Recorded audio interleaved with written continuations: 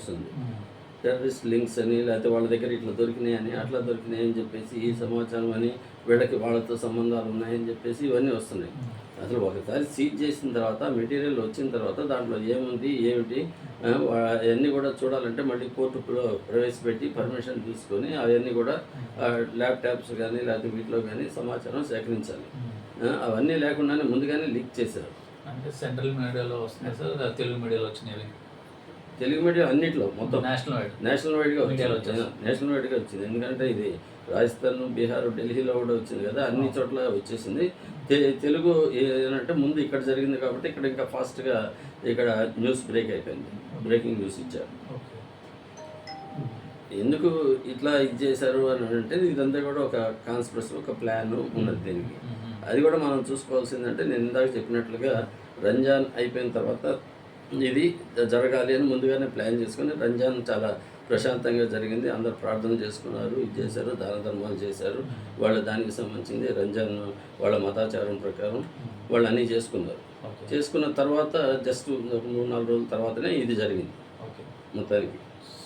కాబట్టి దీనికి అసలు పెట్టడమే వాళ్ళు యూఏపీ అని చెప్పేసి కేసులు సెక్షన్స్ పెట్టారు. అయితే ఇప్పుడు మనకి ఇంతకుముందు అయితే ఐపీసీ ఇవన్నీ కూడా తర్వాత చట్టాలు మార్చేసి భారతీయ న్యాయ సంహిత ఇవన్నీ వచ్చినాయి కదా. వచ్చిన తర్వాత ఏం చేశారంటే వాళ్ళు ఈ ఏదైతే దేశ భద్రతకు సంబంధించి ఏదైతే యూపీఏ చట్టం ఉందో ఒక ప్రత్యేక చట్టాన్ని పెట్టుకున్నారో ఆ చట్టంలోని సెక్షన్స్ కూడా దీంట్లో తీసుకొచ్చేసారు. అంటే 113 టెర్రరిజం యాక్టు, దాంట్లో ఏదైతే ఉందో దేశ భద్రతకు కానీ లేకపోతే దీనికి కానీ మత విద్వేషాలకు కానీ వీటికి సంబంధించిన ఇవన్నీ కూడా ఆ సెక్షన్లో పెట్టారు. అవన్నీ పెట్టి ప్రత్యేక సెక్షన్ పెట్టారు. ఎందుకంటే ఏదో ఒక రోజు ఈ యూఏపీఏ చట్టం రద్దు అవుతుంది. అది రద్దు అయినా కూడా ఈ టెర్రరిస్ట్ సంబంధించిన సెక్షన్లన్నీ ఉండాలని చెప్పేసి వీటిల్లో జోడించారు. అయితే ఒకసారి వీటిని పెట్టిన తర్వాత ఇంకా ప్రత్యేక చట్టం అవసరం లేదు, యూఏపీఏ చట్టం అవసరం లేదు. యూఏపీఏ చట్టంలో సెక్షన్లో మళ్ళీ వీడి మీద పెట్టాల్సిన అవసరం లేదు. అందువల్ల దీని ఏం చెప్పేది అంటే ఇది ఈ ప్రత్యేక చట్టాన్ని దాన్ని వాళ్ళు దుర్వినియోగపరుస్తున్నారు. ఇది అసాంఘిక చర్యల్ని నిరోధించే చట్టం అయితే వాళ్ళే చట్ట వ్యతిరేకమైన పనులు చేసుకుంటూ ఈ చట్టం కింద నేషనల్ ఇన్వెస్టిగేషన్ ఏజెన్సీ కానీ పోలీసులు కానీ చేస్తూ దాన్ని దుర్వినియోగం చేస్తున్నారు. కాబట్టి మనం దాన్ని ప్రశ్నిస్తున్నాం, ఆ చట్టాన్ని ప్రశ్నిస్తున్నాం ఈరోజు.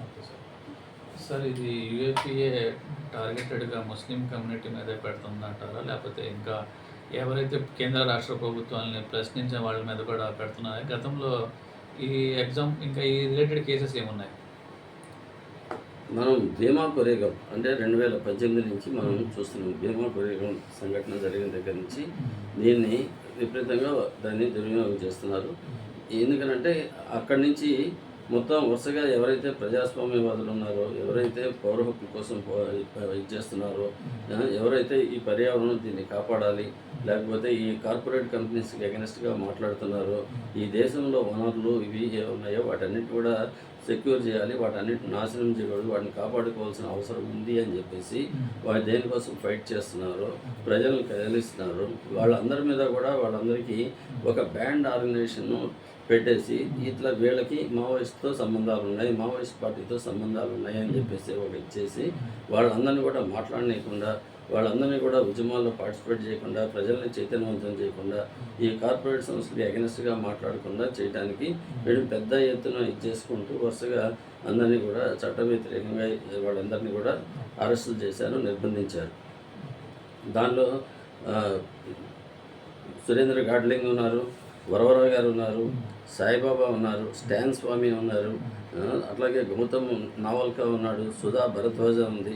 అట్లాగా డిఫరెంట్ మొత్తం కూడా దాంట్లో ప్రొఫెసర్స్, ఎకనామిక్స్, అడ్వకేట్స్, తర్వాత ఈ కాలేజీ ప్రొఫెసర్స్ వీళ్ళందరూ ఉన్నారు. వాళ్ళందరి మీద ఈ కేసులు పెట్టారు. అలాగే మన ఆంధ్ర తర్వాత తెలంగాణ వచ్చేసరికి ఇక్కడ పౌర హక్కుల సంఘాలు చాలా బలంగా పనిచేస్తున్నాయి. వాళ్ళు ఒక 20-30 సంవత్సరాల నుంచి వాళ్ళు ఇక్కడ బలమైన పౌర హక్కుల ఉద్యమం నడుపుతున్నారు. అనేక ఎన్కౌంటర్స్ వాటి మీద నిజ నిర్ధారణ చేశారు.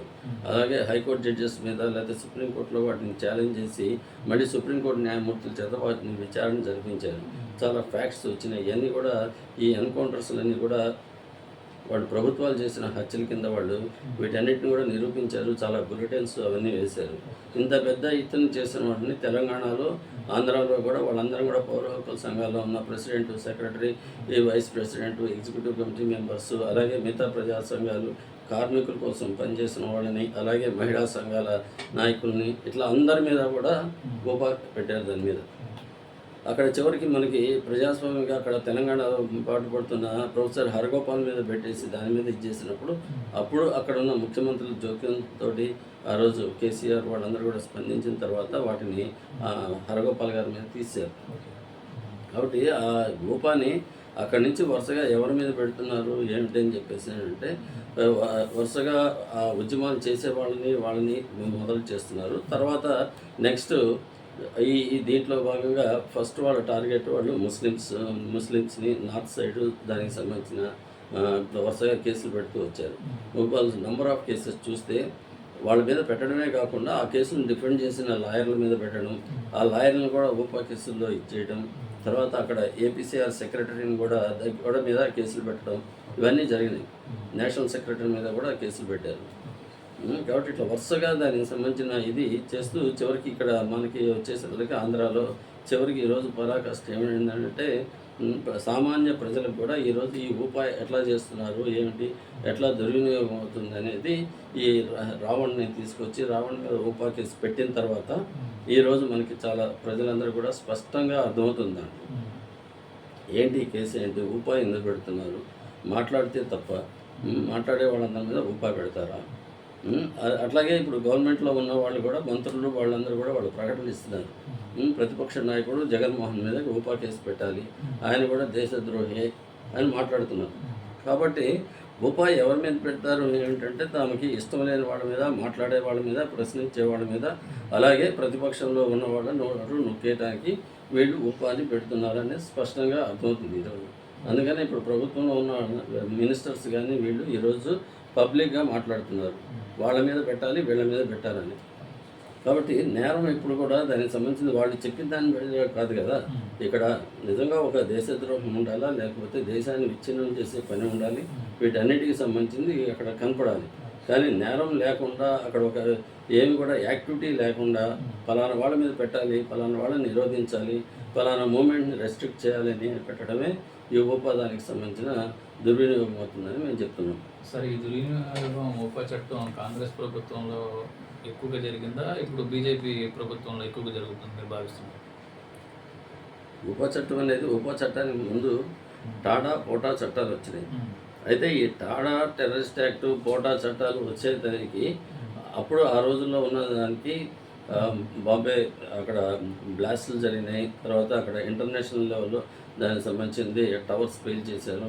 ఇలాంటివన్నీ జరిగిన తర్వాత ఒక ఐక్యరాజ్య సమితి వీళ్ళందరూ కూర్చొని ఈ చట్టాన్ని పదును చేయాలని చెప్పేసి చెప్పడం, దాంట్లో భాగంగా మనకు కూడా భారతదేశంలో కూడా ఉపాని సవరణలు తీసుకొచ్చారు. దాంట్లో అప్పుడు తీసుకొచ్చారు. ఆ తీసుకొచ్చిన తర్వాత ఈ టాడా పోటాలు అవన్నీ కూడా చాలా వాటిల్లో మొత్తం కూడా కార్మికుల మీద, రైతుల మీద, తర్వాత వాళ్ళకి ప్రభుత్వాన్ని వ్యతిరేకంగా మాట్లాడిన వాళ్ళందరి మీద ఈ పెట్టడం వల్ల తర్వాత వాటిల్లో మొత్తం అనేక మంది జైల్లో ఉన్నారు బెయిల్స్ లేక.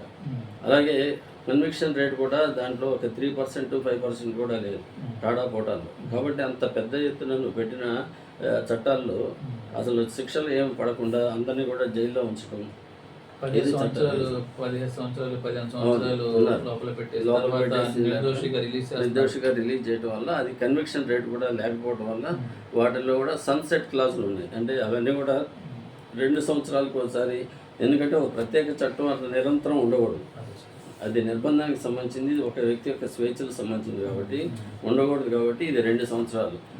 ఇది ఆ 2 సంవత్సరాల లోపల మనం కంట్రోల్ చేయాలి, వీటన్నిటిని కంట్రోల్ చేసిన తర్వాత ఇంకా అవసరం లేదు తీసేయాలి, అలాగే లేకపోతే ఇంకొక సంవత్సరం ఎక్స్టెండ్ చేసుకోవాలి. అట్లా ఉన్నాయి క్లాజులు.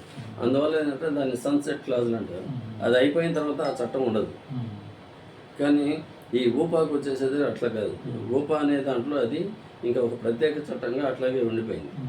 అది కాకుండా ఊపాకి సంబంధించింది ఇప్పుడు అది ఊపా తీసుకొచ్చింది కాంగ్రెస్ గవర్నమెంట్లో తీసుకొచ్చారు. టాడా పోటా ఇది పెట్టినప్పుడు కూడా కాంగ్రెస్ గవర్నమెంటే ఉంది. అయితే తర్వాత ఈ మన దేనికోసం పెట్టారో లేకుండా దాన్ని ఊపా చట్టంతో పాటు ఒక నేషనల్ ఇన్వెస్టిగేషన్ ఏజెన్సీ అని ఎన్ఐఏ చట్టం పెట్టారు. ఈ చట్టం ప్రకారం ఏంటంటే మనకి ఏదైతే ఈ ఇండియన్ ఎవిడెన్స్ యాక్ట్ ఇవన్నీ ఉన్నాయో, సాక్ష్యాధారాల చట్టం ఇవన్నీ లేకుండా నేషనల్ ఇన్వెస్టిగేషన్ చట్టంలో దాంట్లో బెయిల్ అనేది చాలా కష్టం. బెయిల్ ఇవ్వడానికి లేదు. బెయిల్ ఇవ్వాలి అని అంటే అతను కంప్లీట్గా నేరం నిరూపించుకోవాల్సిన అవసరం ఉంటుంది. అంటే ఇంకా తన మీద అభియోగాలు ఏమి ఇచ్చేయకుండానే వాటన్నిటి మీద కూడా ఇతని మీద ఏమీ కేసు లేదు అని నిరూపించుకోవాల్సి ఉంటుంది. అది అసలు సాధ్యం కాదు. కాబట్టి అసలు సాధ్యం కాని ఒక నిబంధన పెట్టడం వల్ల బెయిల్ రాదు. అందువల్ల ఏంటంటే ఇప్పటిదాకా 7 సంవత్సరాలు, 8 సంవత్సరాలు, 10 సంవత్సరాల నుంచి కూడా ఉన్నవాళ్ళు ఉన్నారు. ఉమర్ ఖలీద్ అట్లాగే ఉన్నాడు. తర్వాత ప్రొఫెసర్ సాయిబాబా అలాగే ఉండి చివరికి ఆ కేసు కొట్టేసిన తర్వాత అతను చనిపోయాడు. కాబట్టి నువ్వు 10 సంవత్సరాలు అట్లా పెట్టి విచారణ చేసి ఇచ్చేసిన తర్వాత ఊపా చట్టంలో ఇతని మీద నేరం నిరూపించకుండా బయటకు వచ్చాడు. బయటకు వచ్చిన వెంటనే చనిపోయాడు. అలాగే బెయిల్ రాక స్టాన్ స్వామి 82 ఇయర్స్ ఆయన ఒక చిన్న అదే లోపల ఎమ్యూనిటీస్ లేకపోతే తాగడానికి గ్లాస్ కూడా పట్టుకోలేని పరిస్థితుల్లో ఇవ్వమంటాయి కూడా ఇవ్వకుండా చేసి కళ్ళజోడు స్ట్రా ఏది ఇవ్వలేదు. నిరాకరించడం వల్ల అతని ప్రాణాలు పోగొట్టుకున్నాడు. కాబట్టి ఊపా అనేది ఏం చేస్తుంది ఏమిటి అనేది నిర్బంధాన్ని పెంచుతుంది. అది వ్యక్తి స్వేచ్ఛను హరిస్తుంది తప్ప దాంట్లో ఏది కూడా దీనికి సంబంధించి నిరూపించలేకపోతున్నారు. అది కూడా ఒక ఈ బెయిల్స్ రాకపోవడం, విచారణ లేకపోవడం అది జరుగుతుంది. ఈరోజు కూడా సుప్రీంకోర్టులో ఒక చర్చ జరుగుతుంది. అంటే మనకి భారతదేశంలో ప్రాథమిక సూత్రాలు, న్యాయ సూత్రాలు ఏంటంటే నేరం నిరూపించుకునేంత వరకు కూడా అతని మీద నిర్దోషిగానే ఉంటాడు అతని. కాబట్టి వీళ్ళు ఛార్జెస్ ప్రూవ్ చేయాలి. అంతవరకు అతనికి బెయిల్ మీద ఇవ్వాలి, అతనికి ఉన్న అవకాశాలన్నీ కూడా ఇవ్వాలి.